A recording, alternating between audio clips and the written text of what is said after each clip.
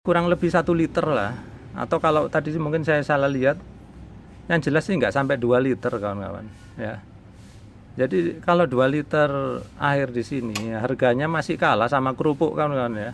Jadi jangan terlalu pusing mikirin di sini meteran ini. Sudah jelas bahwa Kleb Ikhwanuddin ini udah bekerja dengan baik. Bismillahirrahmanirrahim. Alhamdulillahirrabbilalamin. Allahumma shalli ala Sayyidina Muhammad wa ala ali Sayyidina Muhammad. Kawan-kawan, dalam video kali ini saya akan melanjutkan tentang ini ya, Katup Ikhwanuddin ya, atau Kleb Ikhwanuddin, di mana sebelumnya saya sudah upload 2 video ya seperti ini. Nah, video yang kedua itu sebetulnya pengen menjelaskan lebih lagi tentang bagaimana video yang pertama karena banyak pertanyaan. Setelah video yang kedua ternyata masih banyak pertanyaan yang belum saya cover di video yang kedua gitu. Akhirnya saya putuskan baiklah saya bikin video yang ketiga gitu. Nah, bagi kawan-kawan yang belum nonton video yang pertama kedua, ya silakan ditonton dulu. Kalau enggak nanti enggak paham kita lagi ngomongin apa sih ini gitu ya. Tonton dulu 2 video ini. Baik, sekarang rata-rata nih kawan-kawan yang sekarang yang bertanya itu ya, mereka itu enggak paham kenapa ya, banyak yang mempertanyakan ini, kenapa letaknya Katup Ikhwanuddin ini kenapa berada di setelah meteran gitu ya. Jawabannya ada 2 kawan-kawan. Yang pertama, kita itu nggak boleh otak-atik wilayah sebelum meteran ya, karena meteran ini adalah propertinya PDAM ya. Setelah lewat meteran sini baru boleh kita otak-atik. Biasanya itu di sini disegel ya kalau meteran PDAM. Ini kan meteran punya saya sendiri. Ini hanya untuk praktek ya. Nah, dari meteran sampai ke sana ya, ke pipa PDAM, kita itu nggak bisa otak-atik gitu loh. Makanya kalau kawan-kawan nanya kenapa kok letaknya berada di setelah meteran, ya jawabannya itu. Nah, pertanyaan yang kedua yang nggak kalah banyak itu adalah banyak yang mempertanyakan kalau posisinya setelah meteran ini, lalu apa gunanya Pak? Karena angin kan sudah masuk lewat meteran gitu ya. Ini yang bertanya sangat banyak ya. Kawan-kawan ini silakan lihat. Nah, komentar-komentarnya saya capture di sini. Termasuk ada satu yang mengerikan ini, apa namanya, komentarnya. Ya udahlah, di sini kita menolong agar orang paham ya, nggak usah dipedulikan apapun perkataannya. Yang penting kita tahu bahwa mereka nggak paham. Sekarang mudah-mudahan kita akan bikin paham ya.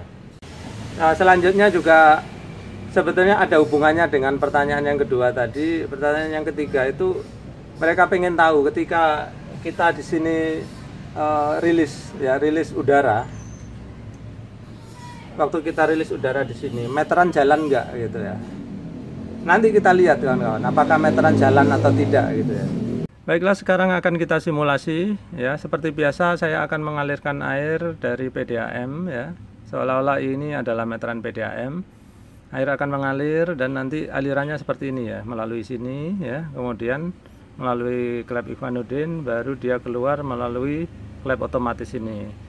Kalau ada yang bertanya Pak, kenapa klep otomatis di situ? Ya tonton dulu video pertama dan kedua biar nggak banyak nanya di sini ya kawan-kawan.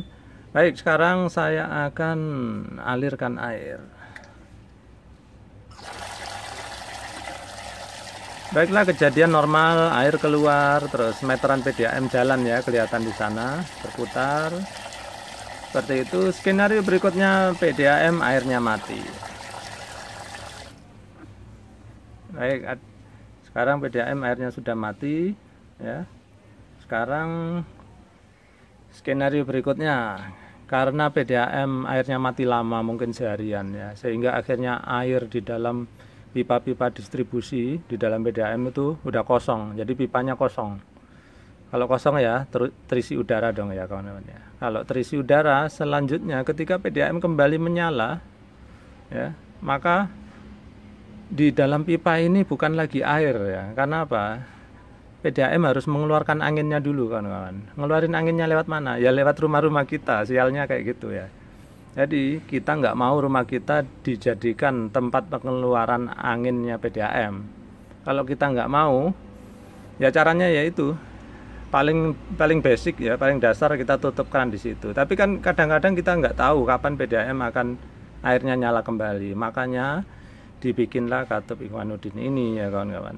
Nah, di sana kan saya biarkan terbuka terus tuh klep dari PDAM ya, saya biarkan. Terus kita lihat apakah ini nanti bisa bekerja menyetop angin kalau ada angin masuk ya. Sekarang skenarionya angin akan saya masukkan. Ini seolah-olah PDAM mulai nyala tapi dia mendorong angin aja keluar. Angin saya masukkan sekarang.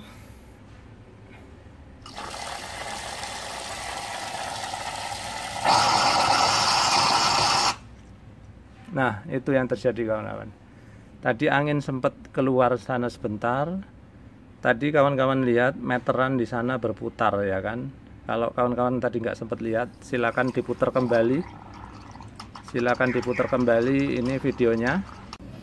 Nah, selanjutnya skenario berikutnya kita akan ngecek nih ke meteran atas ya kawan-kawan. Maksud saya ke keran atas ini.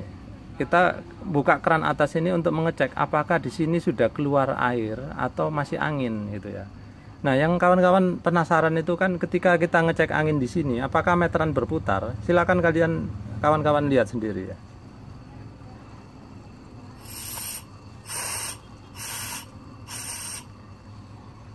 Baik, pengecekannya seperti itu. Kalau kawan-kawan perhatikan, di situ tadi hanya bergerak sedikit sekali. Bahkan mungkin 100 ml pun nggak nyampe. Mungkin hanya 10 ml. Kemudian seperti saya bilang, setiap setengah jam kita akan ngecek kembali.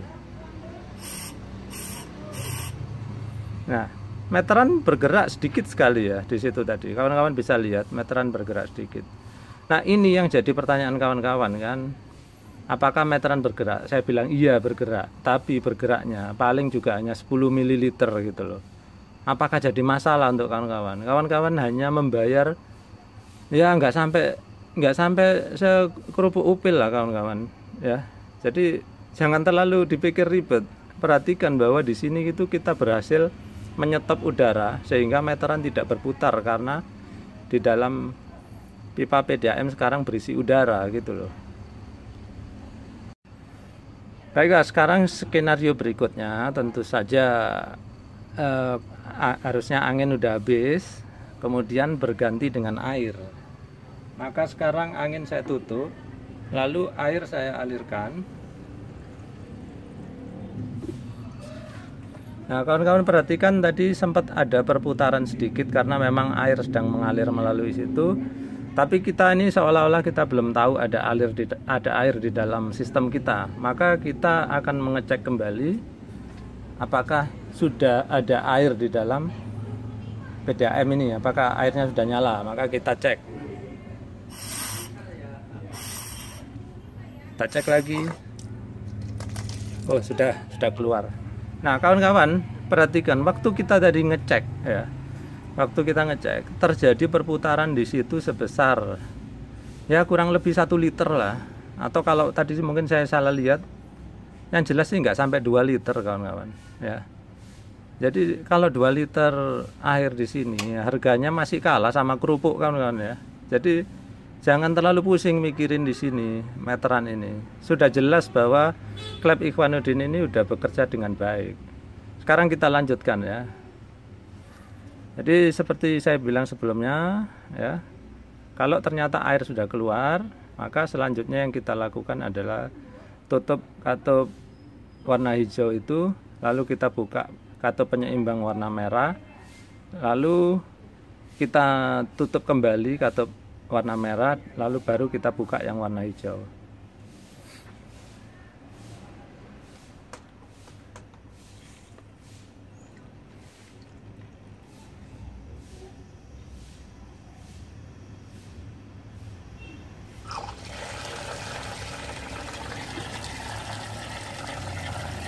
Ya, akhirnya air mengalir seperti biasa.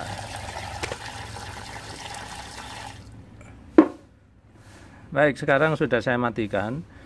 Mudah-mudahan dari sini kawan-kawan sudah mulai paham ya. Yang tadinya bertanya-tanya atau ada yang malah mencaci katanya percuma alat ini ada karena angin pun udah masuk. kawan-kawan perhatikan, angin memang masuk kawan-kawan ya, tapi yang masuk itu ya kerugian kita tadi paling hanya beberapa mililiter. Kemudian waktu kita pengecekan ya hanya memakan paling 1 liter atau 2 liter lah maksimal gitu loh.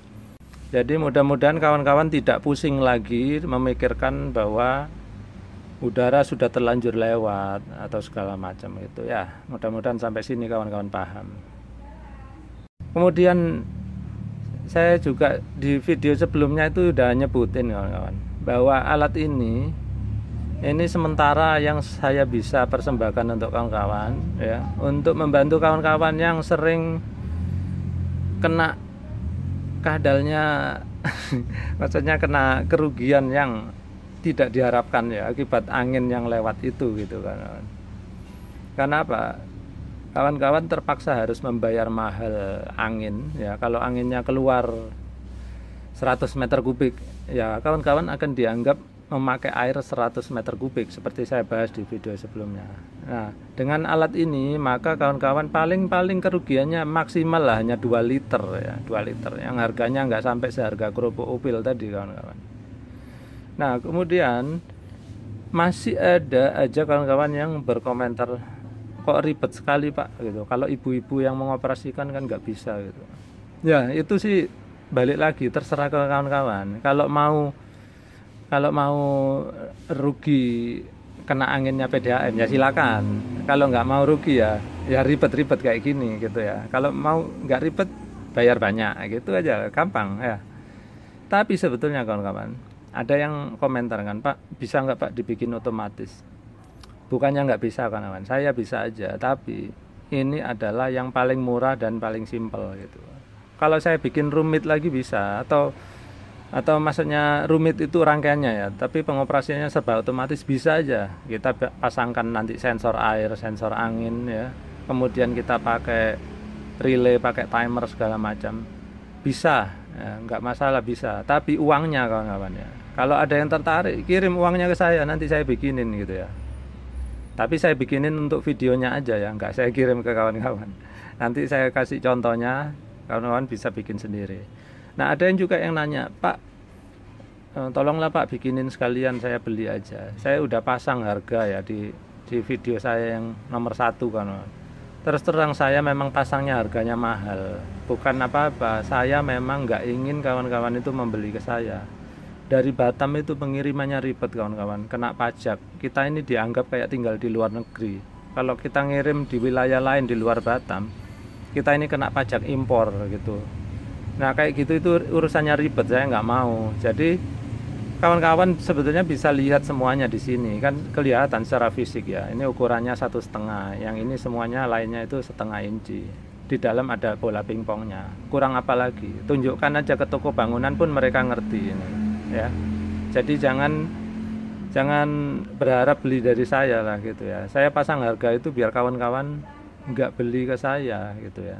Baiklah kawan-kawan, mudah-mudahan ya video kali ini itu menjawab semua penasaran kawan-kawan, pertanyaan-pertanyaan yang sudah dilayangkan. Mudah-mudahan semuanya udah terjawab. Tapi kalau memang masih ada yang belum paham dan pengen nanya, silakan tulis di kolom komentar. Nanti kalau perlu kita bikin seri keempatnya ya, biar pada ngeh semuanya gitu. Baik kawan-kawan, jadi nggak usah minder. Saya paham bahwa nggak semua orang itu memang mengerti perpipaan. Banyak sekali orang yang awam, bahkan disuruh beli gini pun ke toko mungkin ngeri, nggak tahu ya, nggak tahu Pak namanya, nanti takut salah gitu. Bisa aja itu. Kalau memang bukan pegangannya memang takut gitu ya kawan. Baik, sekian dulu ya kawan-kawan ya. Jadi tetap semangat ya, jangan kendor untuk belajar, tetap belajar terus gitu ya. Kita bantu dari sini. Sekian dulu kawan-kawan, semoga video kali ini bermanfaat. Terima kasih sudah menyaksikan.